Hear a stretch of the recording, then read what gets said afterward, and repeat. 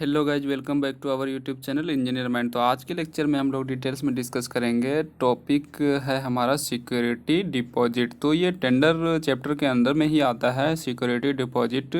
तो इससे पहले हमने डिस्कस किया था कि अर्नेस्ट मनी क्या होता है। तो earnest money and security deposit दोनों एक दूसरे से रिलेटेड है। तो अर्नेस्ट मनी क्या होता है कि जब कोई भी काम को कराना होता है तो उसमें कुछ फ़ीस आपको जमा करना पड़ता है। तो जो फ़ीस जमा करना पड़ता है, एडवांस पेमेंट जिसको हम लोग बोलते हैं, तो उसी को हम लोग क्या बोलते हैं, अर्नेस्ट मनी। तो टेंडर में भी ऐसी, जैसे आपको अगर टेंडर कोई भी अगर डिपार्टमेंट इनवाइट किया है, नोटिस इनवाइट किया है टेंडर के लिए, या फिर कोई ऑनर है और वो टेंडर इनवाइट किया है, तो उसमें कुछ अमाउंट फ़ीस के फॉर्म में लिया जाता है, डिपॉजिट करना पड़ता है, आपको एडवांस से डिपॉजिट करना पड़ता है अमाउंट। तो उसी को हम लोग क्या बोलते हैं, अर्नेस्ट मनी। तो अर्नेस्ट मनी और सिक्योरिटी डिपॉजिट दोनों एक दूसरे से रिलेटेड है।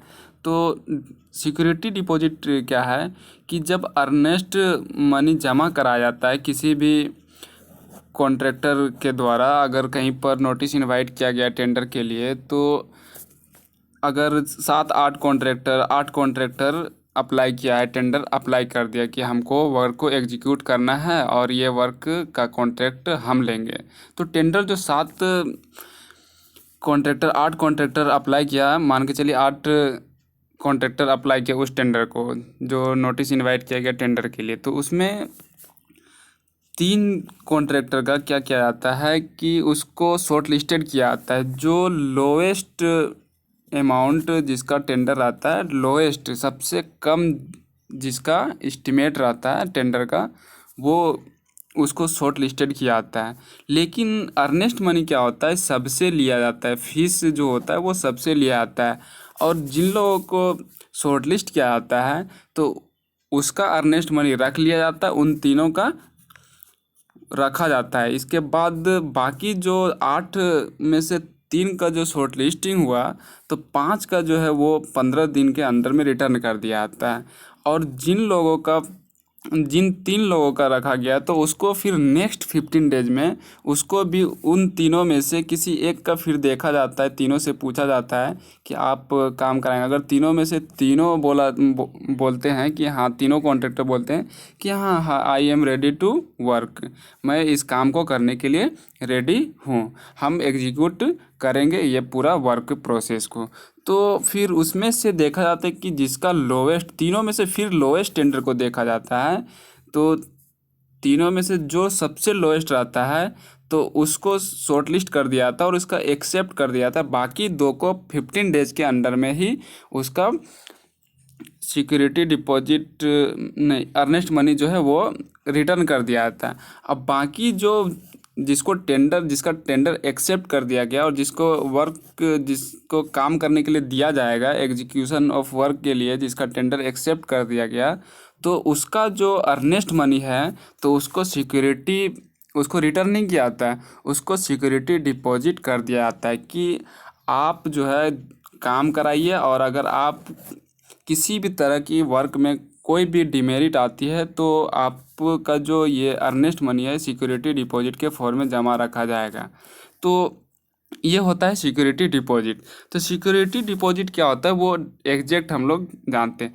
जब कोई कंपनी या ऑर्गेनाइजेशन आपको वर्क को एग्जीक्यूट करने के लिए देता है तो वह कुछ अमाउंट सिक्योरिटी के फॉर्म में ले लेता है, ताकि आप अगर केयरलेस की तरह करें तो कोई डैमेज होता है इंस्ट्रूमेंट में, या फिर आप अगर मटेरियल लो कैटेगरी का यूज कर रहे हैं तो, और आपका जो एस्टिमेटेड कॉस्ट है उससे कम क्वालिटी का मटेरियल यूज कर रहे हैं, तो डिपार्टमेंट को अगर पता चले कि नहीं ये क्वालिटी ख़राब कर रही है, ये वर्क अच्छे से नहीं कर रही है, तो जो आपका सिक्योरिटी डिपॉजिट है, जो अर्नेस्ट मनी के रूप में आप दिए थे, सिक्योरिटी डिपॉजिट में जो कन्वर्ट कर दिया गया कि जब आप इस वर्क को अंडर कंप्लीशन, जो टाइम का ड्यूरेशन है, जो स्पेसिफिकेशन है, उसके अंडर लिमिट में काम करेंगे, तो अगर आपका work time to time complete हो जाएगा, जिस रूल रेगुलेशन से करना है वो कंप्लीट हो जाएगा, तब आपको ये सिक्योरिटी मनी रिटर्न कर दिया। तो सिक्योरिटी डिपॉजिट भी रिटर्न कर दिया जाता है, जिसका टेंडर एक्सेप्ट होता है उसका भी, जो वर्क का एग्जीक्यूशन करा रहा है उसको भी रिटर्न कर दिया था, लेकिन तब तक रिटर्न नहीं किया था जब तक कि वो वर्क का एग्जीक्यूशन करता है। तो एग्जीक्यूशन करने के बाद जब वो कोई भी अगर बिल्डिंग का कंस्ट्रक्शन कर रहा है तो वो बिल्डिंग को हैंड ओवर करती है, या रोड है तो रोड को हैंड ओवर कर देती है ऑनर को, तब वो सिक्योरिटी डिपॉजिट रिटर्न कर देता है। तो सिक्योरिटी डिपॉजिट क्या होता है कि अगर यहाँ पर मटेरियल का क्वालिटी हमको 100% क्वालिटी चाहिए, तो वो क्या करती है कंपनी, कभी कभी करती है कि 75% क्वालिटी वाला एग्रीगेट यूज कर देती है, सीमेंट जो एक्सपायर होने वाला है वो यूज करने लगती है। तो अगर ऑनर को पता चल जाता है, या गवर्नमेंट को, या जिस डिपार्टमेंट से कॉन्ट्रैक्ट निकाला गया, टेंडर निकाला गया, उसको अगर पता हो जाता है, तो जो सिक्योरिटी डिपॉजिट के फॉर्म में वो अमाउंट रखा है ऑनर, तो उसमें क्या करती है उसका कुछ अमाउंट काट लेती है। तो सिक्योरिटी डिपॉजिट यही होता है कि आप वर्क का एग्जीक्यूशन अगर अच्छा से करेंगे, सही तरीके से जो स्पेसिफिकेशन है इन स्टैंडर्ड क्वालिटी यूज करेंगे मटेरियल का, तो आपको सिक्योरिटी डिपॉजिट रिटर्न कर दिया, क्योंकि ये आपका अमाउंट है। और अगर आप क्वालिटी में कुछ गड़बड़ी करेंगे तो उसमें से कुछ परसेंटेज काट लिया जाएगा, वो देखेंगे कि क्वालिटी में कितना करप्शन हुआ है, तो उसी के अकॉर्डिंग वो क्या करते हैं, अपना सिक्योरिटी डिपॉजिट का जो अमाउंट होता है वो परसेंटेज में काट लेते हैं। तो सिक्योरिटी डिपॉजिट यही होता है। अमाउंट को अच्छे वर्क का एग्जीक्यूशन को अच्छे तरीके से करने के लिए ये अमाउंट को सिक्योरिटी के फॉर्म में डिपॉजिट कराया जाता है, ताकि जो कॉन्ट्रैक्टर है, टेंडर जिन्होंने लिया है, उसको डर बना रहे कि अगर हम अच्छे से काम नहीं करेंगे तो ये अमाउंट हमारा क्या होगा, कट हो जाएगा। तो सिक्योरिटी डिपॉजिट यही होता है। तो अब हम लोग लैंग्वेज के फॉर्म में देखते हैं कि सिक्योरिटी डिपॉजिट होता क्या है, पॉइंट वाइज देखते हैं। When the tender of a particular contractor is accepted, he is asked to deposit further amount with the department, varying from 2% to 10% of the estimated cost। तो जब किसी भी टेंडर, कोई भी काम को करने के लिए कोई कॉन्ट्रैक्टर, किसी कॉन्ट्रैक्टर का टेंडर एक्सेप्ट हो जाता है, और एक्सेप्ट जब हो जाता है तो उसका अमाउंट जो है, अर्नेस्ट मनी जो होता है, वो 2 से 10% तक उसका क्या होता है, सिक्योरिटी डिपॉजिट के फॉर्म में। जो जैसे 5,000 करोड़ का कॉन्ट्रैक्ट है, 5,000 करोड़ का टेंडर है, तो उसमें से 2 से 10% तक अमाउंट उसको डिपॉजिट करना पड़ता है, किसको, कॉन्ट्रैक्टर को, ऑनर के पास। जब वर्क का एग्जीक्यूशन हो जाता है तब वो पूरा अमाउंट रिटर्न कर दिया जाता है, एक्सक्लूडेड क्या, 5,000 करोड़ का टेंडर है, प्लस में जो अमाउंट डिपॉजिट किया सिक्योरिटी फॉर्म में, तो 5,000 करोड़ प्लस सिक्योरिटी डिपॉजिट सब एक साथ रिटर्न कर दिया जाता है। तो ये हमारा सिक्योरिटी डिपॉजिट है। तो नेक्स्ट पॉइंट देखते हैं। This deposit amount is known as security deposit. Out of this 10% amount deposited initially in the form of cash cheque. तो डिपॉजिट अमाउंट जो होता है वो 10%, टेंडर का जो 10% होता है वो किस फॉर्म में जमा किया जाता है, कैश में या फिर चेक में, डायरेक्ट चेक में भी जमा किया जा सकता है।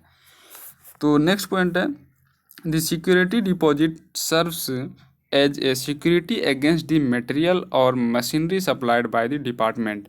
तो सिक्योरिटी डिपॉजिट इसलिए डिपॉजिट कराया जाता है, अमाउंट जो होता है सिक्योरिटी डिपॉजिट, वो ऐसा इसलिए कराया जाता है डिपार्टमेंट के द्वारा या फिर कोई ऑनर के द्वारा, ताकि जो मटेरियल का क्वालिटी हो, या फिर जो भी डिपार्टमेंट के थ्रू आपको जो भी इंस्ट्रूमेंट या जो भी चीज़ प्रोवाइड किया गया है, तो उसका क्या हो, गारंटी हो, आप क्वालिटी सही से यूज करें, कोई तोड़ फोड़ ना करें। ऐसा नहीं कि अगर आपको सही तरीके से इंस्ट्रूमेंट खरीद करके दिया गया है और आप उसको अच्छे से यूज नहीं किए, उसमें डिमेरिट आ गया, तो ऐसा होने पे वो क्या करते हैं, सिक्योरिटी डिपॉजिट से अमाउंट आपका काट लिया जाता है। तो इसीलिए सिक्योरिटी डिपॉजिट करवाया जाता है किसके द्वारा, ऑनर के द्वारा, या जिस डिपार्टमेंट से टेंडर का नोटिफिकेशन इनवाइट किया गया है। तो सिक्योरिटी डिपॉजिट ये होता है, the security deposit serves as a security against the materials और machinery supplied by the department. जो भी चीज़ आपको आप उसको सही यूज करके और जो जिस टाइप से वो दिए थे सही सलामत आप उसको रिटर्न कर दिए, तो वो क्या है, आपका सिक्योरिटी डिपॉजिट, जो इतना अमाउंट आप जमा किए थे वो आपको रिटर्न कर दिया। और उसमें अगर कुछ डिमेरिट होता है तो उसका जो रिपेयरिंग होता है, मेंटेनेंस चार्ज होता है, उसको करा करके या फिर आपको पूरा सिक्योरिटी डिपॉजिट काट लिया जाता है। तो नेक्स्ट पॉइंट है, if the contractor does not complete the work in time and quality of works is inferior then the security deposit is forfeited. तो अगर कॉन्ट्रैक्टर कंप्लीट नहीं करता है वर्क का एग्जीक्यूशन जो होता है वो टाइम पे नहीं होता है, क्वालिटी नहीं होता है, घटिया क्वालिटी का यूज करता है, तो then the security deposit is forfeited. तो सिक्योरिटी डिपॉजिट क्या कर दिया जाता है, उसका काट लिया जाता है, ख़त्म कर दिया जाता है। मीन्स वो अमाउंट उसको रिफंड नहीं किया जाता है अगर वो अच्छा क्वालिटी से काम नहीं करता है। और टाइम टू टाइम अगर किसी काम को आपको 6 से 7 मंथ दिया है टाइम कंप्लीशन ऑफ वर्क, और आप 14 से 15 मंथ लगा रहे हैं, तो इस कंडीशन में क्या किया जाएगा, आपका सिक्योरिटी डिपॉजिट काट लिया जाएगा, आपको वो रिटर्न रिफंडेबल नहीं रहेगा, वो रिफंड नहीं होगा। तो ये होता है सिक्योरिटी डिपॉजिट। तो सिक्योरिटी डिपॉजिट का मेन मोटो ये है कि काम को अच्छा से कराना, और कॉन्ट्रैक्टर जो कॉन्ट्रैक्ट ले रहा है, जिसका टेंडर एक्सेप्ट हुआ है, उसको पैसा भी रिटर्न हो जाए। तो उसको ये डर लगा रहता है कि हमारा जो सिक्योरिटी डिपॉजिट है वो कहीं कट ना जाए, इसीलिए सिक्योरिटी डिपॉजिट कराया जाता है ऑनर के द्वारा, और वो अच्छे से काम करे ताकि उसको फिर पैसा रिटर्न हो जाए, सिक्योरिटी अमाउंट। तो नेक्स्ट पॉइंट है, this security deposit shall be refunded to the contractor after 3 months from the date of payment of final bill. और सिक्योरिटी डिपॉजिट जो होता है वो रिफंड कब किया जाता है, जब वर्क का पूरा कंप्लीशन हो जाता है on duration, time to time.